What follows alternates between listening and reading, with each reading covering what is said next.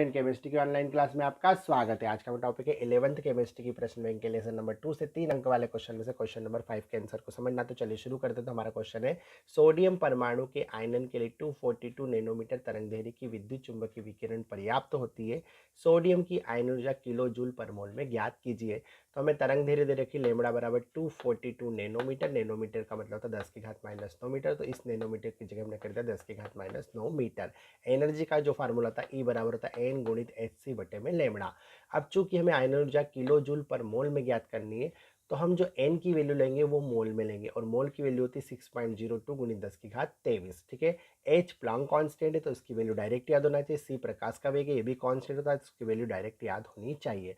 तो एच की वैल्यू होती है 6.6 गुणित 10⁻⁻34 जूल सेकेंड, और जो प्रकाश का वेग होता है वो होता है 3 गुणित 10⁸ मीटर पर सेकेंड। ठीक है ना।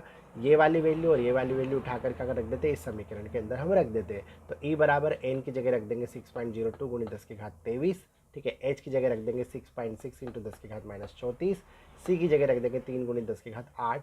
ठीक है। और लेमड़ा की जगह रखेंगे 242 गुणित 10⁹। अब सारी राशियां एक तरफ कर देते हैं और घात एक तरफ कर देते हैं। 6.02, 6.6 और 3 हमने एक तरफ लिख दिया। 10⁻23, 10⁻⁻34, 10⁻8 और -9 घात नीचे से ऊपर जाएगी तो ऊपर जाके प्लस में जाएगी तो 10⁹।